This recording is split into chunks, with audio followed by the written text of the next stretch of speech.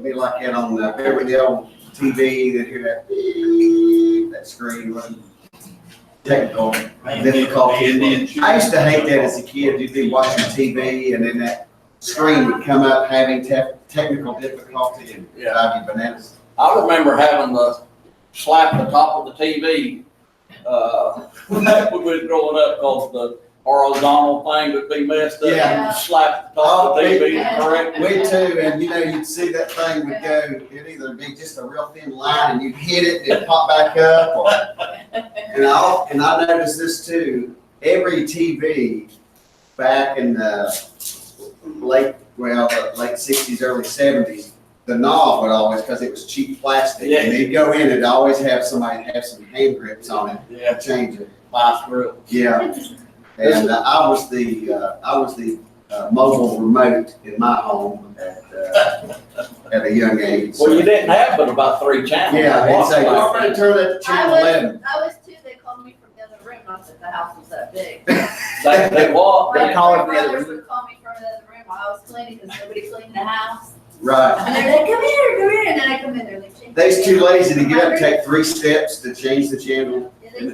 There was that movie, I don't remember which movie it was, but his dad was known for his great battles with the TV or something like that. And like you see him over there slapping it and adjusting the antennas. Talking about the Christmas story. Oh, was it? Yeah.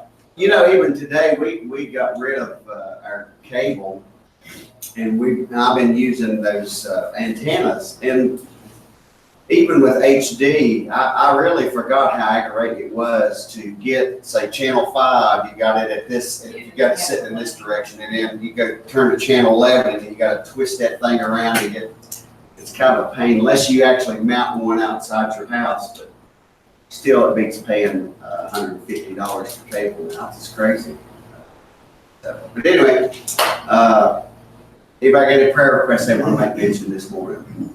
Just remember Austin Yeah. and Grayson as she travels back. Yeah, Grayson's headed back. We've had a pretty good time with her being in River Tim, getting his healthy recovery. Things seem to be going good. I'm actually looking forward for everything to get healed up for you. And, Yeah, I'm as anxious as you are. yeah, I'm sure you are. I'm sure you are. But glad that the surgery part's all over with. Oh, yeah. And in recovery, so that's. I'd hate to have heard what all I said in the recovery room. The funniest thing though, I'm sitting there in the recovery room, and I'm thinking, when are they going to take me back and do the surgery? Oh, seriously? Seriously, and I finally asked this nurse, I said, when are they taking me back to do my surgery? No, what it was, she said, how's your pain? I said, my pain? I said, I'm waiting on them to take me back to do my surgery. She said, you've already been to surgery. I pulled that sheet up, I said, well, I have been. That's something. That's something. I have about, I don't know, a friend, one of my closest friends, she's having neck surgery on Wednesday, Jackie.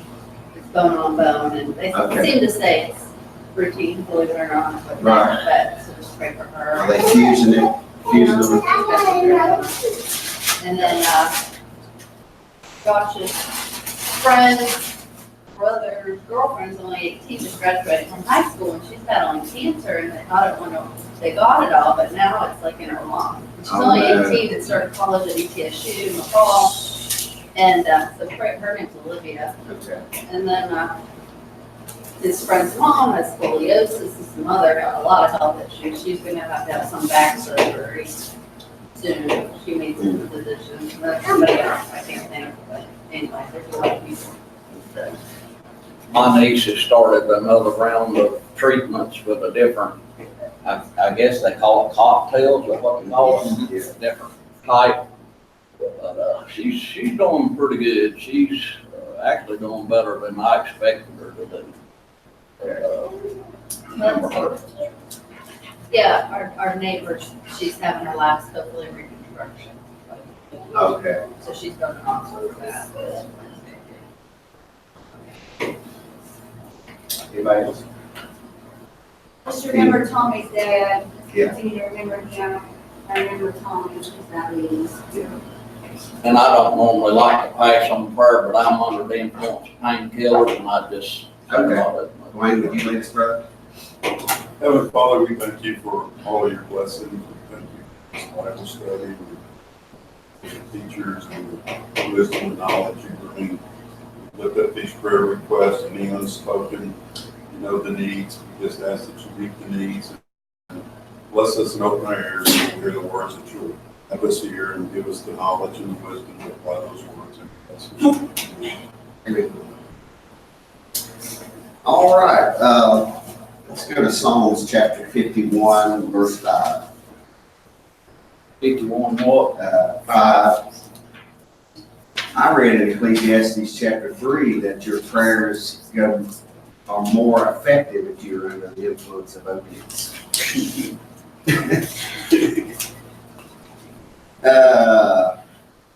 Psalms 51:5. And let's just say for right now, iniquity is perversion or a twisting of the truth. Yep. Okay, and that's what that word means. Yep. He says, "Behold, I was shapen in iniquity." And the word shapen means something that's molded. Okay, so he was molded in iniquity, and in sin did my mother conceive me. And what he's talking about there is you were born in sin. We come into this world as sinners.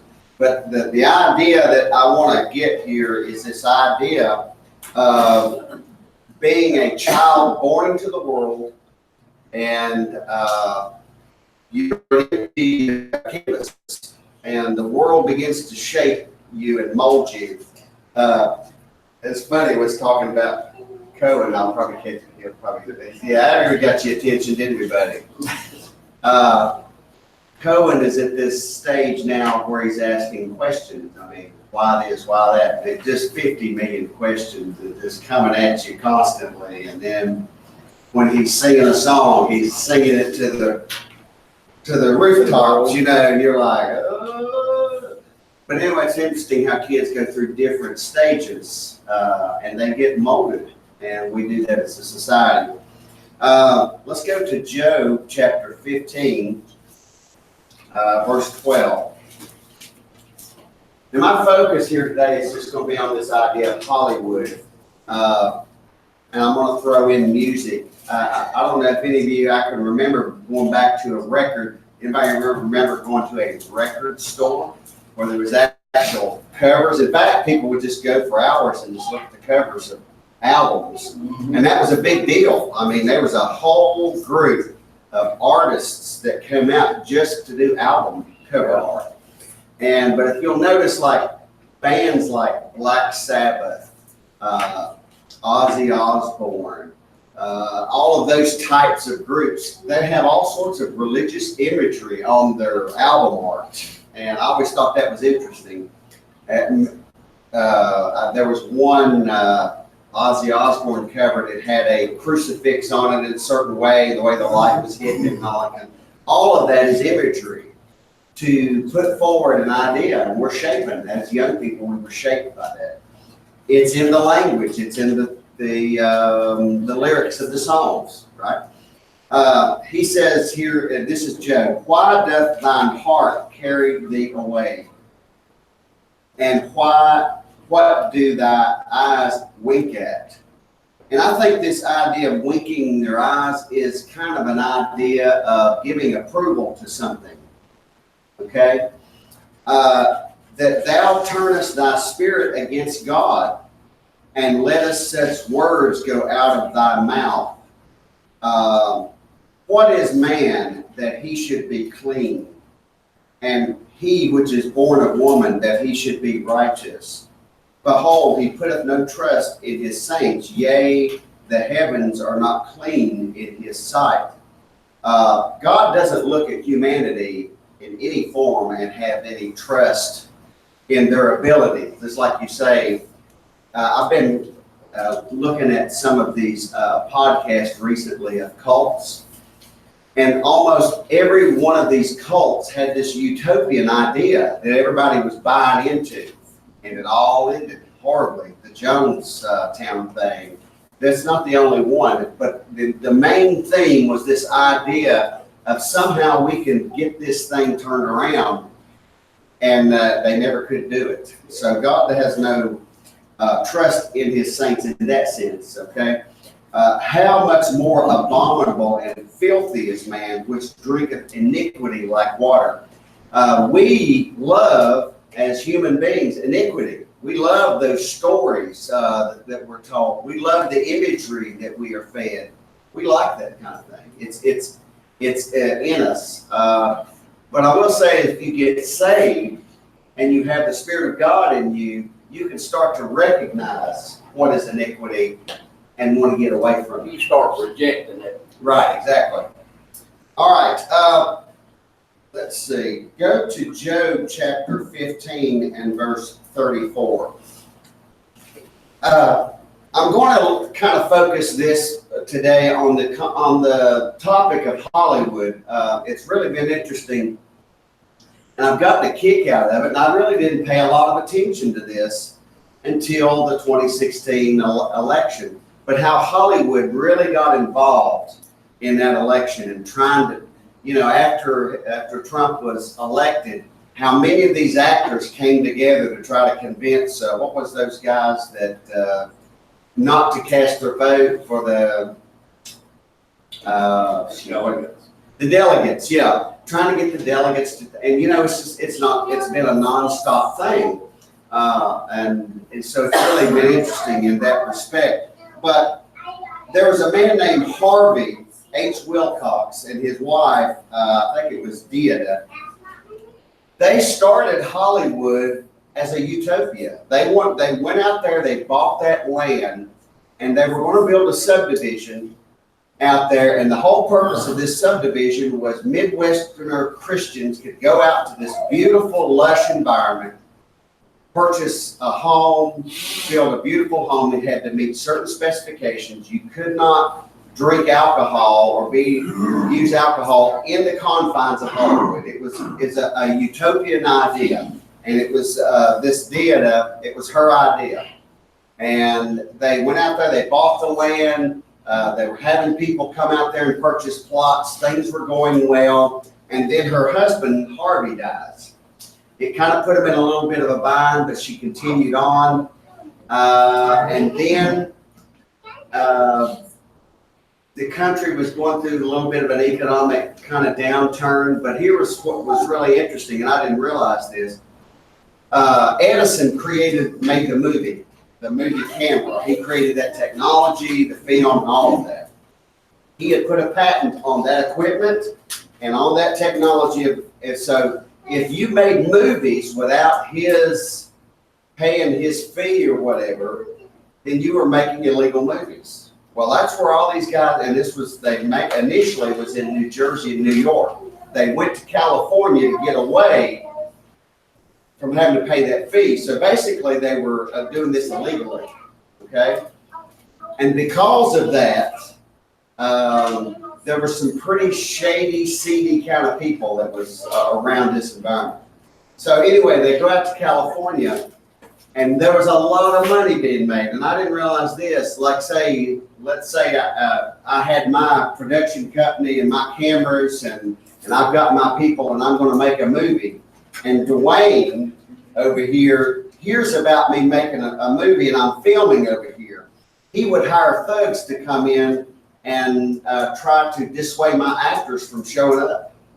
They would try to destroy my camera equipment because it was just mass chaos. I didn't realize this was all going on. But anyway, there was so much money to be made. There was so much money to be made out of the movie industry. And once these people were making all this money, again, they were doing this illegally.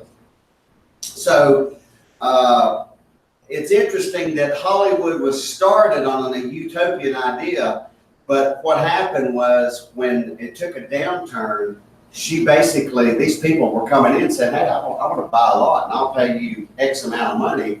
She had no choice.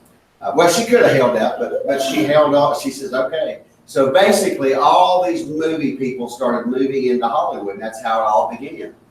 And I'm listening to another podcast on the dark side of Hollywood. There are some stories, unbelievable, horrific stories back in the turn of the century of stuff that went on.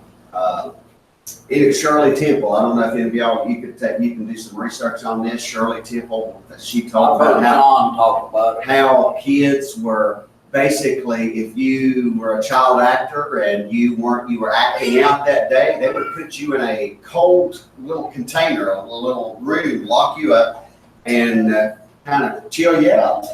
And she actually had nerve damage from where she was in there too long. Things like that. It was all about money. It was all, go ahead.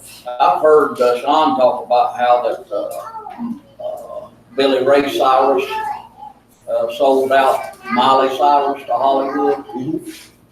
And, you know, that this is a really big thing out in Oh, Hollywood. it still is. See, the reason being is kids or parents like to take their kids to kid movies. It's a huge industry. And they had these kid actors, and of course, all of them, the kid actors, what was the little girl, Cindy? Lindsay Lohan. Okay, Lindsay Lohan, I remember when that movie came out where she played the two Parent Trap. Yeah, and that was a big movie back in the 60s. It was a remake, right? But it was a cute movie. But basically, their mom and all of them were making money off of her stardom. And then once you get to a certain level, that the producers want to take you from a child actor to an adult actor and throw all that other stuff into there. But anyway, it's a very seedy, corrupt, and not all movie makers are corrupt. I mean, there's been some good movies and there's been some like, but generally the business is very filled with some corrupt people. But these people are deciding the messages that's coming out of Hollywood and in TV and so forth. Yep. So in that respect, let's look at it in the light of this word here. Hypocrite. And the word hypocrite from the 1828 Webster's reads as this: one who feigns to be what he is not. We're all that way. We all sometimes learn to project, even as kids, and we really learn this in high school, how to project something that you're not to be in the in crowd, right? One who has the form of godliness without the power, and that's the religious aspect of that, or assumes the appearance of piety and virtue when he is destitute of true religion. And one who assumes a false appearance. This is an actor. That's the definition of an actor, someone who portrays something that he is not. Okay? All right, now, Job 15:34. For the congregation of hypocrites shall be desolate, and fire shall consume the tabernacles of bribery. They conceive mischief and bring forth vanity. Hollywood is full of vanity, right? Is it not? Everything's built upon the outward appearance, and their belly prepareth deceit. Job 34:30.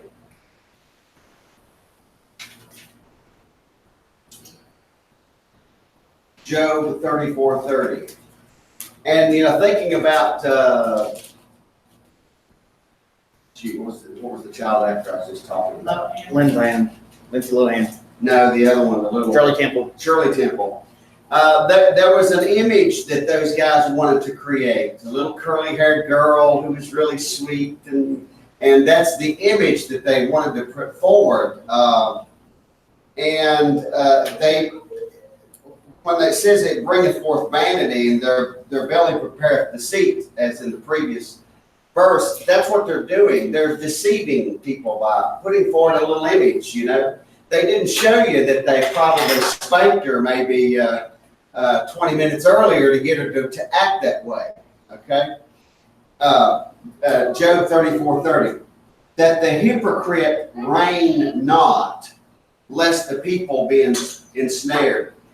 Here's the deal that I'm putting forward. Now, there's many applications to this verse, but Job is saying the hypocrites should not be the ones in charge, whether it be in religion or any other area, because people are ensnared by their deceit, by their fakery, okay?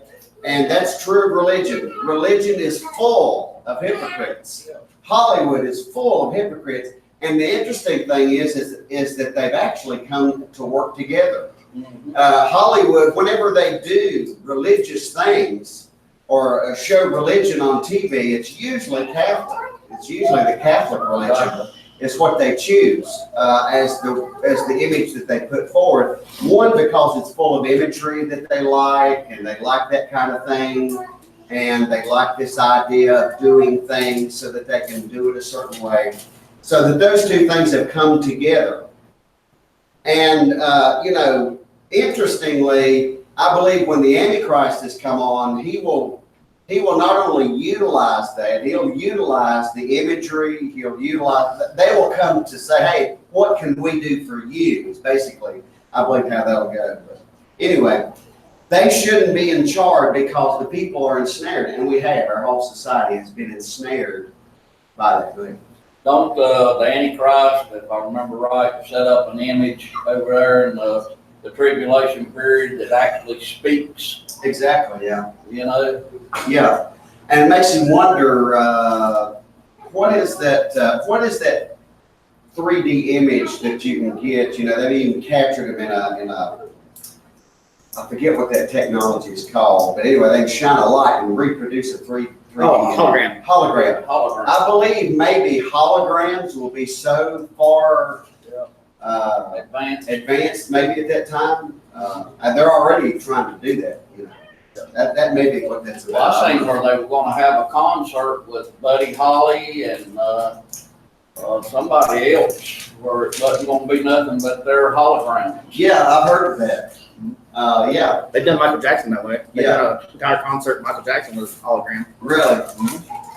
That's amazing, isn't it? Proverbs chapter 11 and verse 9.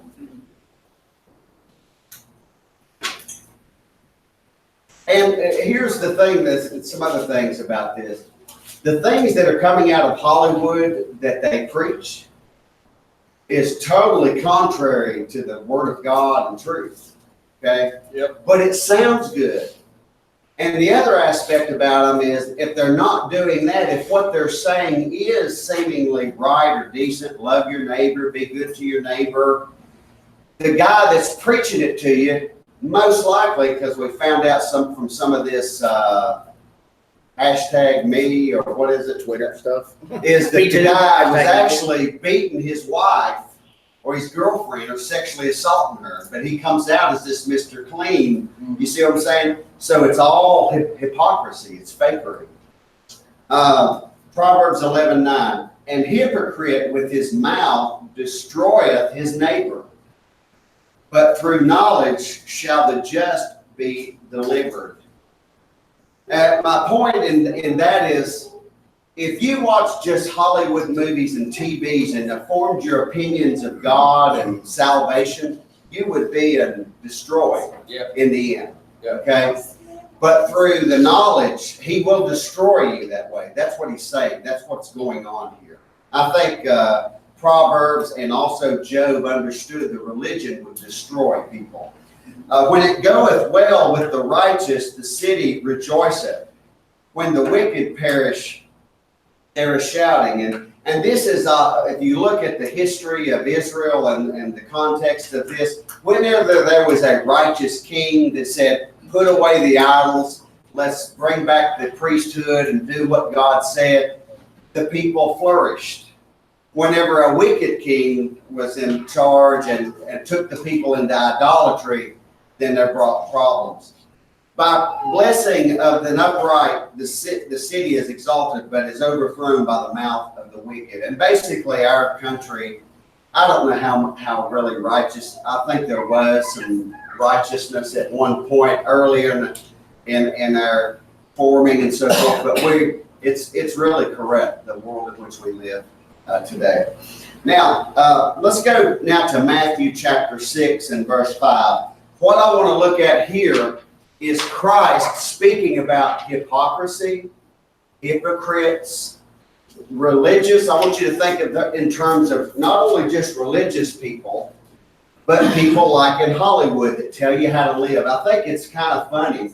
Many of these people in Hollywood, producers, they've been married multiple times. They beat their wives. They've had all sorts of problems in their life, and yet they want to tell us how to live our life, that we shouldn't be able to, have our rights and so forth. Yep. So, and that's the aspect that I'm coming at with this. Matthew 6:5. When thou prayest, thou shalt not be as the hypocrites are, for they love to pray standing in the synagogue and in the corners of the streets, that they may be seen of men. How many times have you seen in Hollywood these actors and actresses give their money so that they can be seen? Because it brings positive PR to their account, right? And this is also true of the religious crew. They're out there saying, hey, look at us. We're doing good, man. We're doing good. He says, verily I say unto you, they have their reward. They do have their reward. It's here.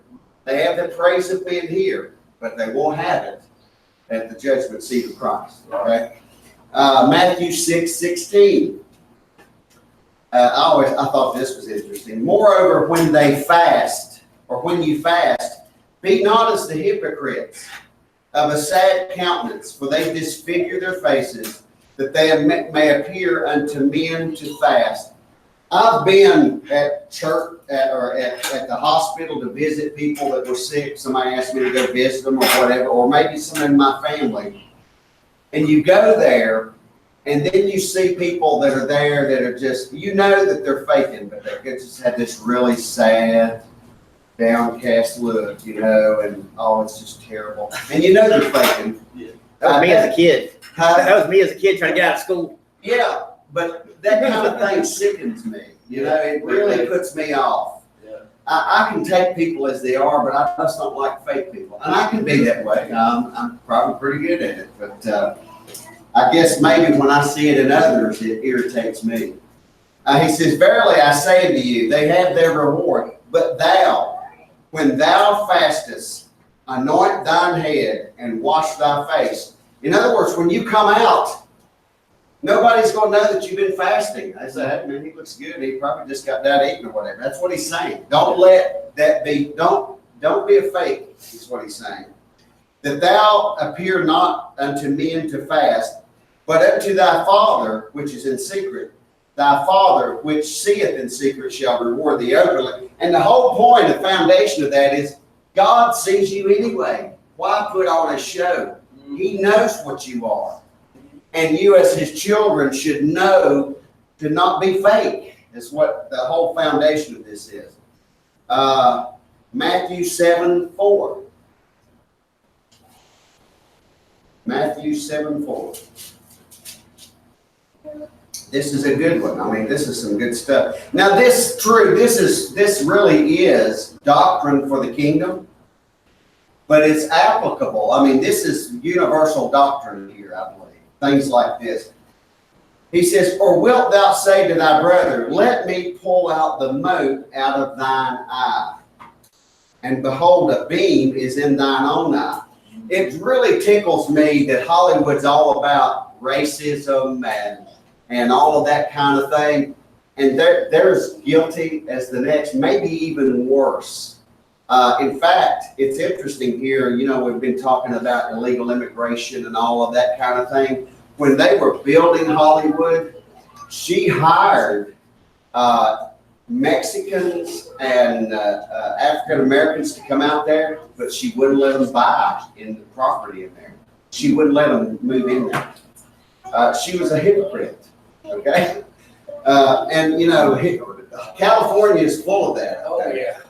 But yet they want to tell you how to live your life.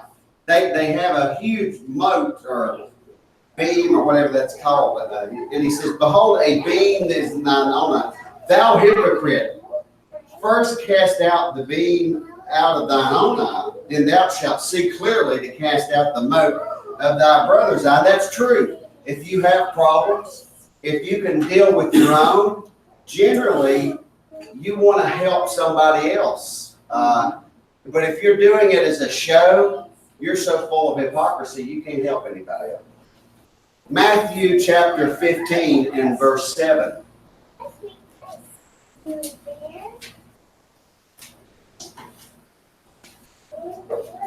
And physically stop myself from coughing and going. He was sitting there talking about how, like, hypocrisy, you can't really help anybody when you're steeped in hypocrisy, and I wanted to sit there so bad going, Congress. Oh, no.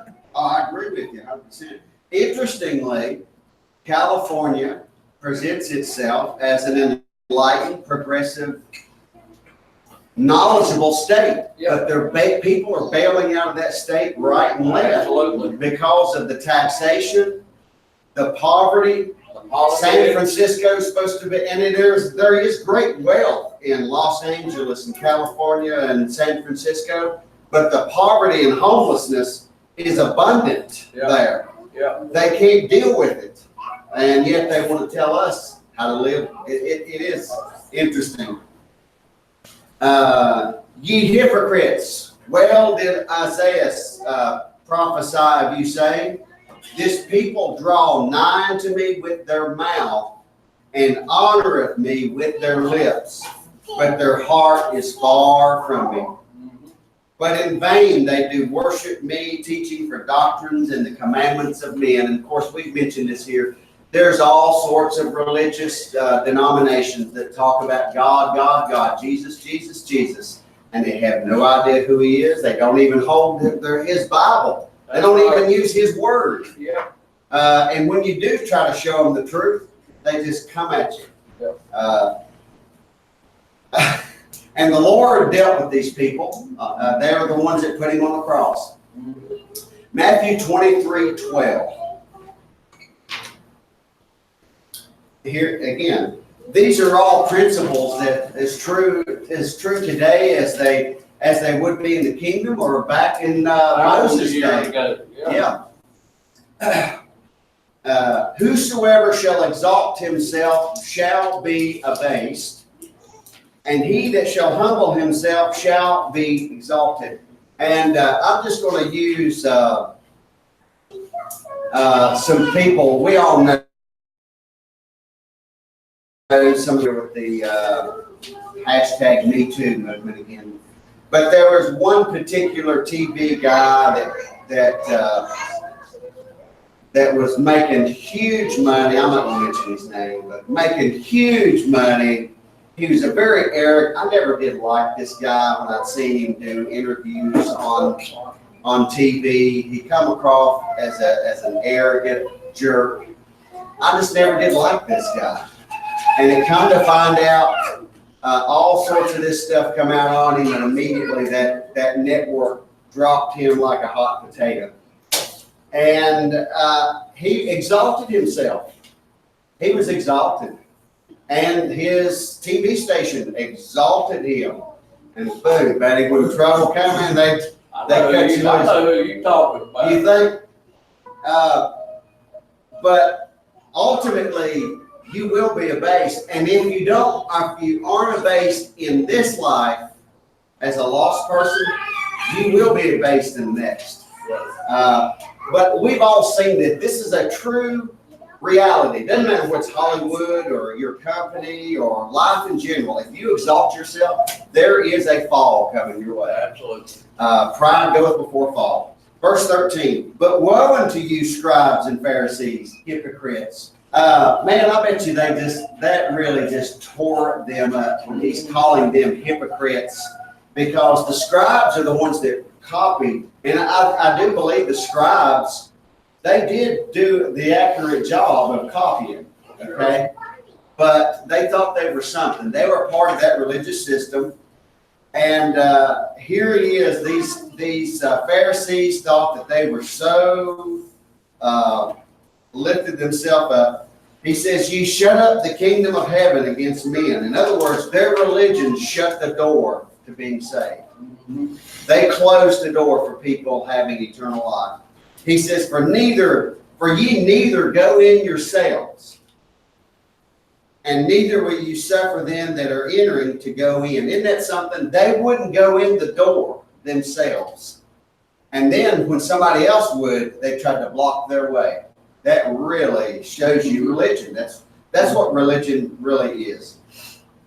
Verse 14, woe unto you, scribes and Pharisees, hypocrites! For ye devour widows' houses, and for a pretense, and that word pretense means a deceptive act, to do something to cover it up, right? Make a long prayer. And you know, what they were doing is they were using the Old Testament Mosaic law to take your house, to take your possessions. Paul talked about this. He was guilty. Paul was, he was wealthy by doing that. Yep. And after they took your house and your belongings and you're left there destitute, they would make a long prayer in the sight of all the people to say what they were doing was right. Okay? But Jesus, the Son of God, the embodiment of truth, is calling them out on it, right to them. And man, they were standing, you know, they were just wanting to just, well, I mean, he'd get them so worked up that they just want to rush in on him and kill him. Therefore, you shall receive the greater damnation. I don't know this to be true or not, but Paul either maybe heard someone say, do you know what that Jesus Christ or Jesus of Nazareth said to their Pharisees? I'm sure the words got back to him what he said. Okay. I think when he said, when the Lord, when it appeared to him, it said, it is hard for thee to kick against the pricks. I think the Lord had been dealing with Paul. He probably heard this like this and was being convicted of it. I don't know if he actually heard Jesus speak, but I know that he probably heard some of this stuff, or that was relayed to him. Okay. Woe unto you, scribes and Pharisees, hypocrites! For you compass sea and land to make one proselyte. And when he is made, you make him twofold more the child of hell than yourselves.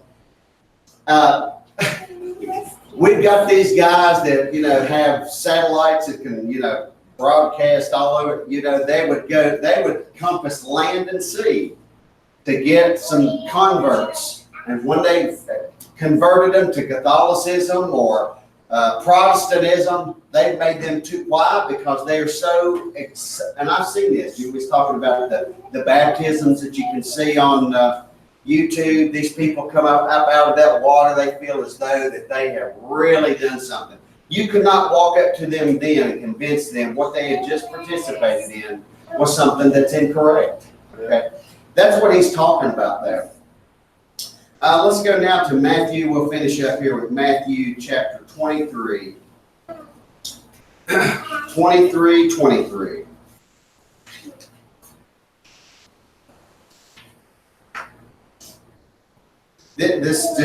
Some of this stuff is absolutely amazing what he says here.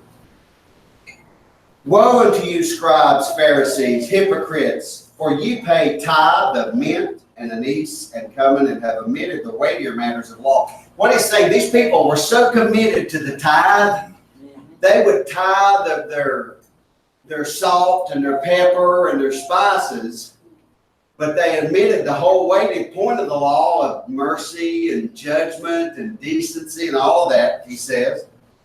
Judgment, mercy, and faith. These ought you have to done, and not leave the other undone. And see, the Lord was not at that point where they were concerned. He wasn't saying he wasn't supposed to tithe, but they were so focused on that, they were forgetting the hard stuff, really, the more difficult stuff. Ye blind guides, which strain at a gnat and swallow a camel. I love that. That's one of my favorite things that he says, because I see it portrayed today. These people are raising Cain about the plight, and it is a plight. These people that are coming from these other countries trying to get into the United States illegally, by the way, but yet they have no problem murdering in abortion. They don't have any problem with abortion.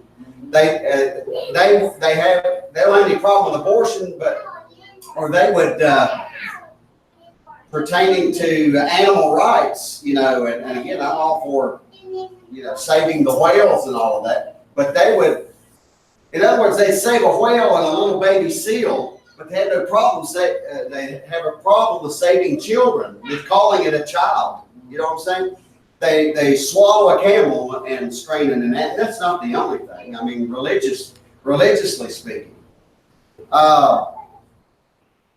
Woe unto you, scribes and Pharisees, hypocrites! You may clean the outside of the cup and of the platter, but within you're full of extortion and excess. And again, if we live in our society today, the religious people, where do you see them? On Sunday. You see them at church. They're dressed in nice clothes.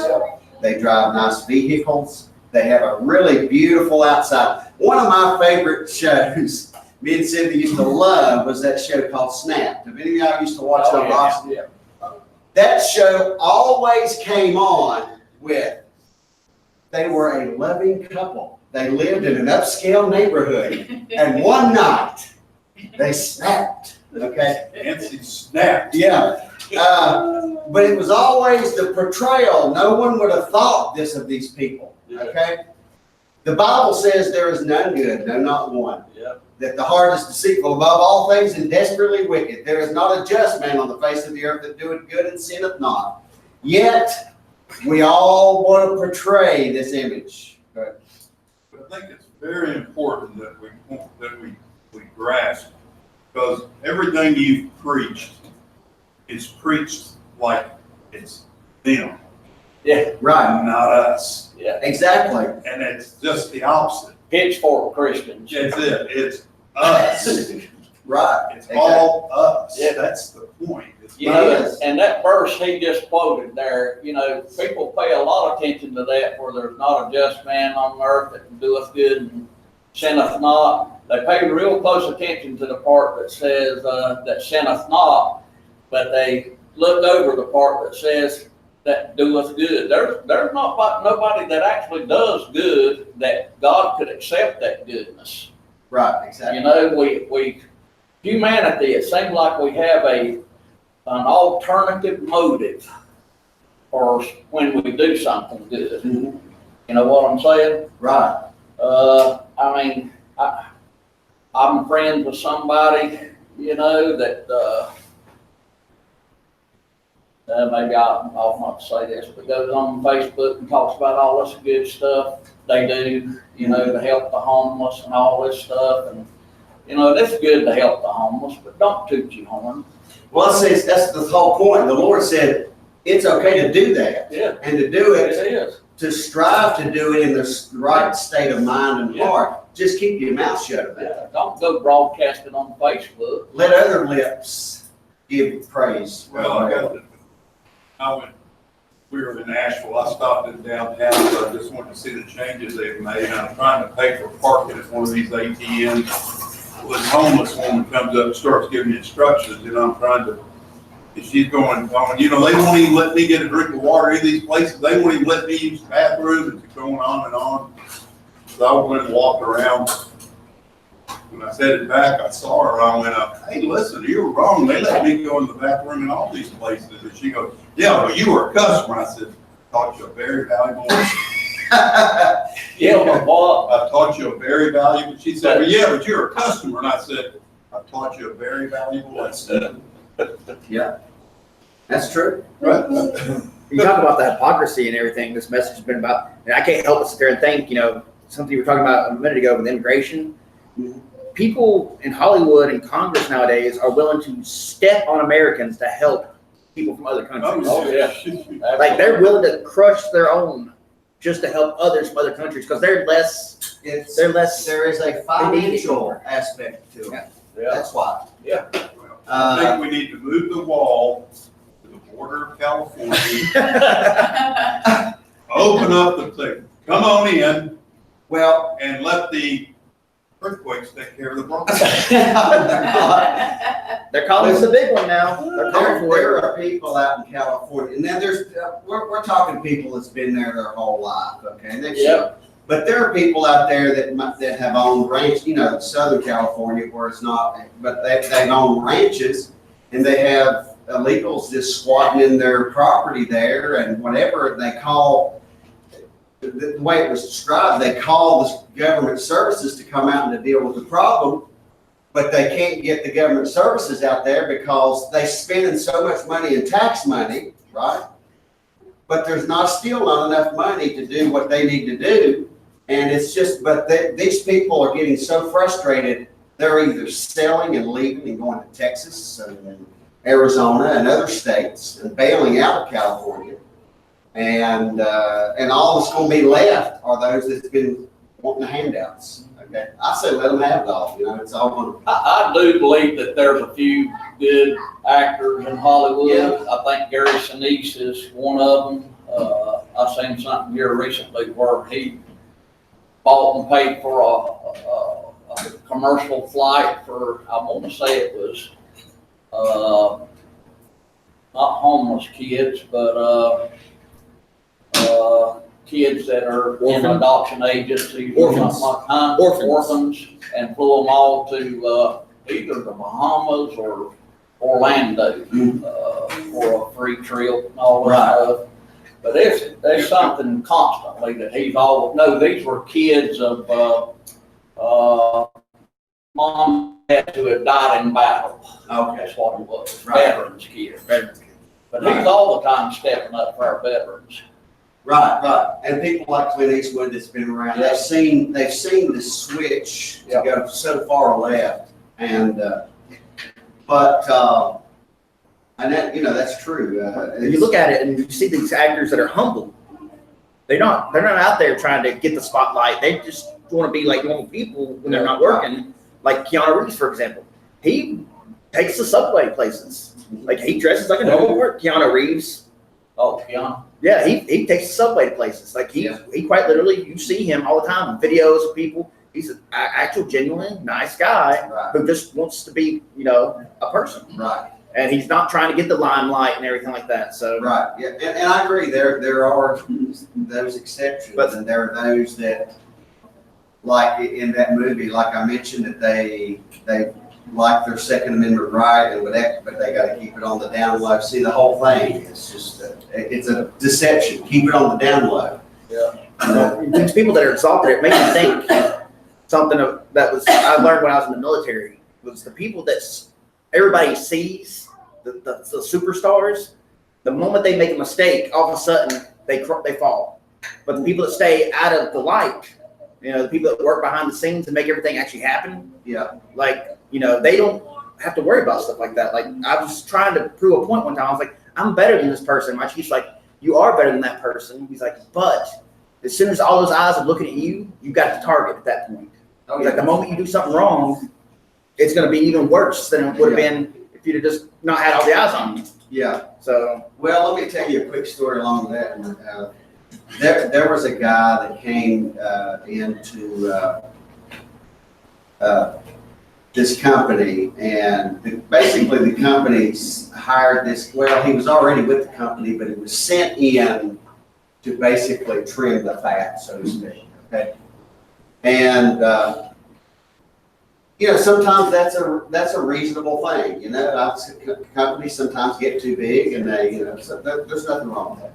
But anyway, this guy comes in as a supposed Christian and trying to do everything by the book, and he caused major havoc. Everybody was afraid of this guy. He had fired several people, and he just really made the work environment not good. Because you think, well, who's going to go next? And, everything was supposedly by the book, and the bosses above you were afraid to make a mistake. And you can't really work in that kind of environment. You can't, you know what I'm saying? You just can't create that kind of environment. I've worked in it. It's not any fun.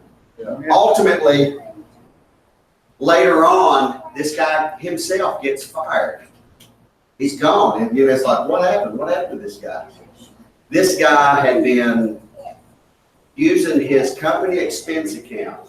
He had a girlfriend on the side, and he was using his company expense account to put her up in hotels and things like that. How dumb. But my point in all that was this too. Because he promoted himself as this instrument of righteousness, the people that he screwed over, they're just waiting for that opportunity to take him down.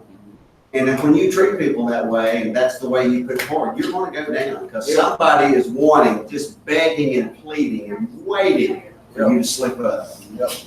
And that happened. But needless to say, the whole work environment changed after he disappeared. All right, let's go. All right, we went back to the outside of the cup and the platter.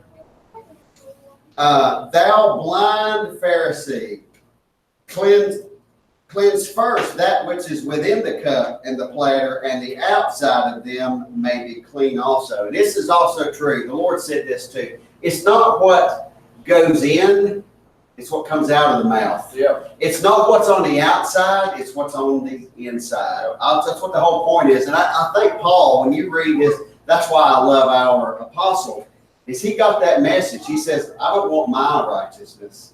I want his righteousness. Yep. Everything that I've ever done is nothing but dung. He really got the message, didn't he? Yes. He was one of these Pharisees that got the word. Yep. He says, woe unto you, scribes and Pharisees, hypocrites, for ye are like whited sepulchres, which indeed appear beautiful outward, but are within full of dead men's bones and all uncleanness. I went by a cemetery the other day, and they had this beautiful marble mausoleum thing. Man, that thing was beautiful. Okay, and I bet they paid major bucks to have this. You open that lid, there's nothing but rotten flesh in there and dead men's bones. Yeah. It's beautiful on the outside. That's what he's saying here. And he is telling us if you don't have Christ, if you don't have the salvation that comes through Jesus Christ, you may be as clean and beautiful and righteous on the outside, but you're full of deadness and corruption and uncleanness. Verse 28, even so ye outwardly appear righteous unto men, but within ye are full of hypocrisy and iniquity. Iniquity is the having a perversion of the truth. Woe unto you, scribes and Pharisees, hypocrites, because ye build the tombs of the prophets and garnish the sepulchres of the righteous, and say, if we had been in the days of our fathers, we would not have been partakers with them in the blood of the prophets. Ye be witnesses unto yourselves that ye are the children of them which killed the prophets. And just like today, if there would have been religious people that said, if I had been back there, I would not have told them to crucify Jesus. Yeah, they would. And your religious flesh, you'd have been right in there. Exactly. You'd say, crucify him, crucify him. Yep. You would have been there and said, stone Paul, Yep. stone Stephen, all of them. Ye fill up the measure of your fathers, ye serpents, ye generation of vipers, how can you escape the damnation of hell? You know, E.C. Moore said this, and I agree with him 100%. He said, if you would have really met Jesus, you probably wouldn't have liked him a whole lot. Yep. Back in that, especially if you were a religious person, Yep. you would have not liked Jesus, No. not one bit. You would not have liked to be called a serpent, a generation of vipers.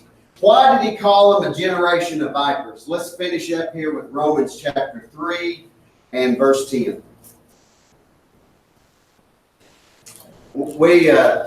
I didn't watch the whole movie because I've seen it a couple times, but on Hulu they had the Rooster Cogburn True Grit, the one with not John Wayne. John Wayne, but the other guy.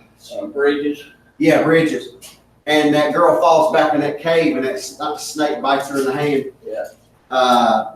That poison, of course, he tried to get it out, but she ended up having to lose her arm. But it's the poison that we're looking at here is why he calls them vipers and snakes, okay?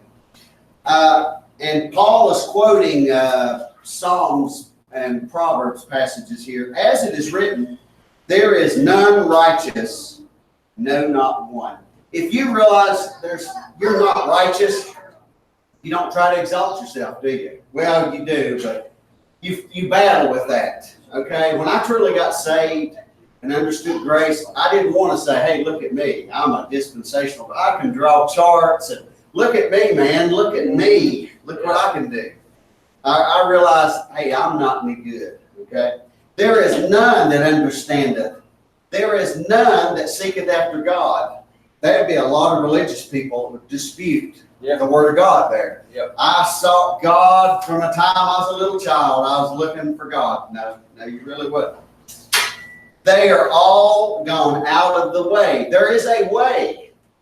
There's a way. And today in the dispensation of the grace of God, the way is that Jesus Christ died for all of your sins, was buried, and rose again. There's nothing you can do, and you call upon Him as your Savior. That's the way.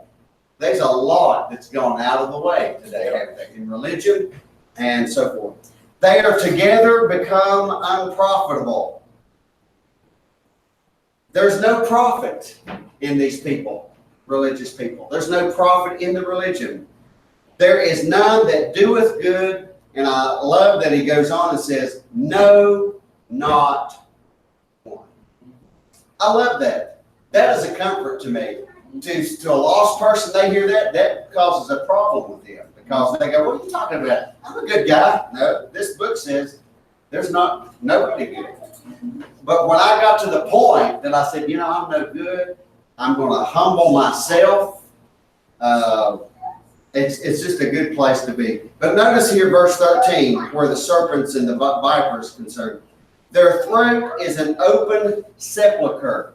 The words that they use will cause a person to die in their sins and end up in hell. Yep. And go to the second death, is what he's saying. Yep. With their tongues they have used deceit. Words that cover the truth, that pervert the truth. The poison of asps is under their lips. And it's interesting when you go look at poison, look back there, there's a lot of use of that context of poisonous words that destroy the soul. Their word does eat as a canker. I was thinking about that today or yesterday. Cancer is this thing. I was talking to somebody, and they're somebody that they knew. I think it was their mother-in-law. They opened her up, and she had just had cancerous tumors all in her. And it just, we say she was eat up with cancer. It's a horrible thing. Okay. Well, words can eat up a person's soul, just like cancer. It can cause death. So these people, their hypocrisy, and the iniquity comes from all of this. So many people, they've watched movies and listened to songs, and I know we were a kid about going to see a Silent Sweet, but he was singing a song, and then he just stopped and put out the microphone, and guess what? Everybody knew the lyrics to those songs. AC/DC, Def Leppard, you name it. It's interesting, people can quote that, but they can't quote the Word of God, the words of truth like that. That's interesting. But anyway, hopefully you can see about this concept of the love of money, the root of all evil, is this hypocrisy. And I just wanted to kind of talk about hypocrisy and about as it relates to Hollywood.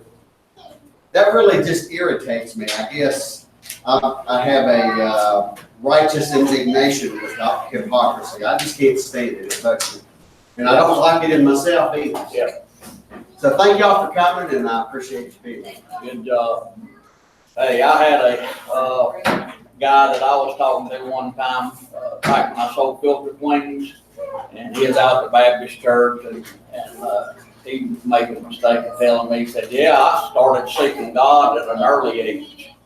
And I said, well, that's funny, Paul says that there's none that seeketh after God. And I said also, the Lord said that He came to seek and to save that which is lost. Right. I said, if you've been found of God, if you've gotten saved, it's because He sought you out. It ain't because you sought Him out. That's right. That's exactly right. That's right, that's right. What is that in Hebrews though? That always used to puzzle me. He said, maybe, who diligently seek him and reward it, but that's not, I believe that's referring to someone who's already been saved, who is seeking out the truth. Yeah. But, hey Cindy, when she was standing there right just there, I swear she was just like Grayson when she was just a little, Really? yeah, just the way her hair was, had the way her face was turned. Hey Trey, you look good as a girl.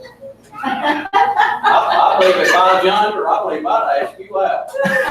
Where did you see that girl? I didn't see that. It is. Practicing cross dressing? That's hilarious. So I gotta see this.